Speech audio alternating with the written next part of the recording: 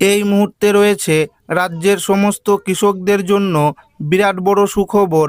আপনি যদি একজন কৃষক হয়ে থাকেন তাহলে এই মুহূর্তে রয়েছে আপনার জন্য গুরুত্বপূর্ণ আপডেট। কৃষক বন্ধু প্রকল্প নিয়ে রাজ্যের মুখ্যমন্ত্রী শুভেন্দু অধিকারী নতুন করে ঘোষণা করলেন।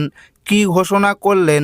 এই কৃষক বন্ধু প্রকল্পের আর্থিক সহায়তা কারা পাবে, কবে থেকে এই আর্থিক সহায়তা দেওয়া শুরু হবে, কত টাকা করে দেওয়া হবে কৃষক বন্ধু আর্থিক সহায়তা প্রকল্পে, এছাড়াও পিএম কিষাণ প্রকল্প এবং কৃষক বন্ধু প্রকল্প, এই দুই প্রকল্পের আর্থিক সহায়তা কি কৃষকরা পাবে নাকি যে কোনো একটি প্রকল্পের টাকা পাবে? কৃষক বন্ধু ভেরিফিকেশনে কিন্তু 30 লক্ষ কৃষকের নাম বাদ যাবে।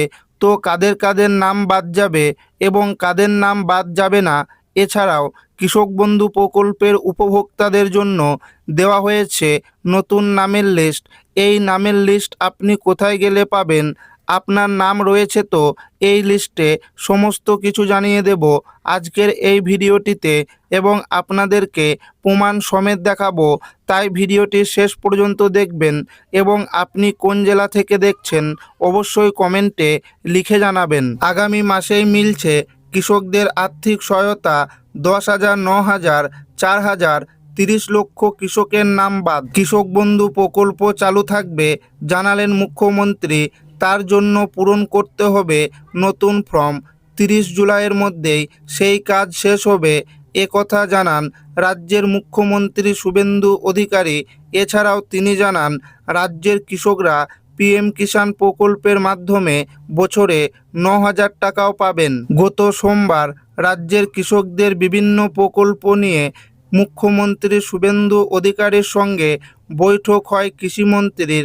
পিএম কিষাণ থেকে অন্যান্য প্রকল্পে কিভাবে কৃষকদের যুক্ত করা যায় তা নিয়ে আলোচনা হয়েছে ওই বৈঠকে। নবান্ন সূত্রে খবর, ইতিমধ্যেই পুরনো কৃষক বন্ধু প্রকল্পের নামের তালিকা নিয়ে ঝাড়াই বাছাই হচ্ছে। তাতে প্রায় 30 লক্ষ সুবিধাভোগীর নাম বাদ যেতে পারে। বাকিদের নাম তোলার কাজ শুরু হচ্ছে। ইতিমধ্যেই সমস্ত জেলাতে কৃষক বন্ধু ভেরিফিকেশন শুরু হয়ে গেছে। পঞ্চায়েত, ব্লক অফিসে এবং কৃষি অফিসেও কৃষক বন্ধু ভেরিফিকেশন ফর্ম জমা নেওয়া হচ্ছে। কৃষিমন্ত্রী আগেই জানিয়েছিলেন লক্ষ্মীর ভাণ্ডার প্রকল্পের উপভোক্তাদের অন্নপূর্ণা যোজনার জন্য যেমন পৃথক ফর্ম ফিল আপ করতে হচ্ছে, তেমনি কৃষক বন্ধুর উপভোক্তাদেরও নতুন করে ফর্ম পূরণ করতে হবে। কারণ কৃষক বন্ধুর তালিকাতেও লক্ষ্মীর ভাণ্ডারের মতোই প্রচুর ভুয়ো নাম রয়েছে, ফলে তালিকায় ঝাড়াই বাছাইয়ের প্রয়োজন আছে। এবার সেই কথা মতো শুরু হয়েছে কাজ। যাদেরকে ফর্ম ফিল আপ করতে হচ্ছে তাদের নামের লিস্ট কৃষি অফিসে, পঞ্চায়েত অফিসে এবং ব্লক অফিসে দেওয়া হয়েছে। এই লিস্টে নাম থাকলে তবেই ফর্ম ফিল আপ করতে হবে। তবে কিছু জেলার কৃষি অফিসে নোটিশে বলা হয়েছে যে যে সমস্ত কৃষকরা কেন্দ্রীয় সরকারের পিএম কিষাণ প্রকল্পের টাকা পান তাদেরকে এই ভেরিফিকেশন ফর্ম জমা করতে হবে না। এই ভেরিফিকেশন ফর্ম জমা করার ফলে প্রকৃত যোগ্য কৃষকদের চিহ্নিত করা যাবে এবং মৃত কৃষকদের শনাক্তকরণ করা যাবে। সূত্রের খবর, আগের সরকারের সময়ে এই কৃষক বন্ধু প্রকল্পে ব্যাপক অনিয়ম ও দুর্নীতি হয়েছে। যেমন একটি জমির রেকর্ড দেখিয়ে বহু কৃষক টাকা নিয়েছে, এমনকি এই প্রকল্পের যোগ্য না হয়েও টাকা নিয়েছে বলে অভিযোগ। কৃষক বন্ধু প্রকল্প নিয়ে নবান্ন থেকে একটি নোটিশ প্রকাশ করা হয়েছে। সেখানে জানানো হয়েছে কৃষক বন্ধু প্রকল্প বন্ধ হচ্ছে না। প্রকল্পের সমস্ত বর্তমান উপভোক্তার তথ্য নতুন করে যাচাই ভেরিফিকেশন করা হচ্ছে। মুখ্যমন্ত্রী এক সাংবাদিক বৈঠকে বলেন, পিএম কিষাণ প্রকল্পের মাধ্যমে 6,000 টাকার সাথে রাজ্য সরকার আরও 3,000 টাকা অতিরিক্ত দেবে, অর্থাৎ বছরে 3টি কিস্তি মিলিয়ে 9,000 টাকা পাবেন। এছাড়াও কৃষক বন্ধু প্রকল্প যেমন ছিল তেমনি চলবে। 30শে জুলাইয়ের মধ্যে ভেরিফিকেশন শেষ হওয়ার পরেই কৃষকদেরকে কৃষক বন্ধু প্রকল্পের আর্থিক সহায়তা দেওয়া শুরু হবে। নোটিশ অনুযায়ী যারা বর্তমানে কৃষক বন্ধু প্রকল্পের সুবিধা পাচ্ছেন তাদের প্রত্যেককে নির্দিষ্ট সময়ের মধ্যে এডিএ অফিসে, পঞ্চায়েতে, ব্লক অফিসে গিয়ে ভেরিফিকেশন ফর্ম জমা করতে হবে।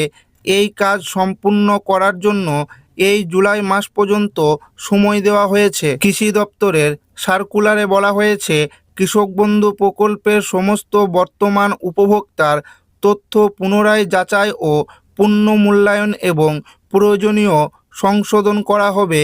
এর মূল উদ্দেশ্য হল শুধুমাত্র প্রকৃত ও যোগ্য কৃষকদের কাছেই প্রকল্পের আর্থিক সহায়তা পৌঁছে দেওয়া। এছাড়াও কৃষক বন্ধু প্রকল্পের তথ্য পিএম কিষাণের ডেটাবেসের সঙ্গে ক্রস ভেরিফাই করা হবে। এর মাধ্যমে প্রকৃত যোগ্য কৃষকদের চিহ্নিত করা হবে এবং অযোগ্য ব্যক্তিদের তালিকা থেকে বাদ দেওয়া হবে। ভেরিফিকেশন সম্পূর্ণ হওয়ার পর যাদের সমস্ত তথ্য সঠিক থাকবে শুধুমাত্র তারাই এই প্রকল্পের টাকা পাবেন। ভেরিফিকেশনের সময় যে তথ্য ও নথিগুলি যাচাই করা হচ্ছে: 1 নাম্বার, উপভোক্তা ও তার স্বামী স্ত্রীর আধার কার্ডের সঙ্গে মোবাইল নাম্বার লিঙ্ক করা থাকতে হবে। 2 number, voter ID card. 3 number, bank অ্যাকাউন্টের কপি, ব্যাঙ্ক অ্যাকাউন্টের সঙ্গে ডিবিটি লিঙ্ক করা থাকতে হবে। 4 নাম্বার, জমির আরওআর বা জমির রেকর্ড। তবে যাদের নাম এসআইআরে ভোটার তালিকা থেকে বাদ গেছে তাদের টাকা দেওয়া হবে না। তবে যারা ট্রাইব্যুনালে বা সি এর জন্য আবেদন করেছেন তাদের টাকা দেওয়া হবে। সার্কুলারে আরও উল্লেখ করা হয়েছে, জমা দেওয়া নথির ভিত্তিতে সমস্ত তথ্য যাচাই করে কৃষক বন্ধু পোর্টালে আপডেট করা হবে। অন্যদিকে চালু হয়েছে প্রধানমন্ত্রী ফসল বীমা। এই প্রকল্পে সুবিধা পেতে হলে নির্দিষ্ট পরিমাণ প্রিমিয়াম জমা করতে হবে এবং এতে মোট 16টি ফসল অন্তর্ভুক্ত করা হয়েছে।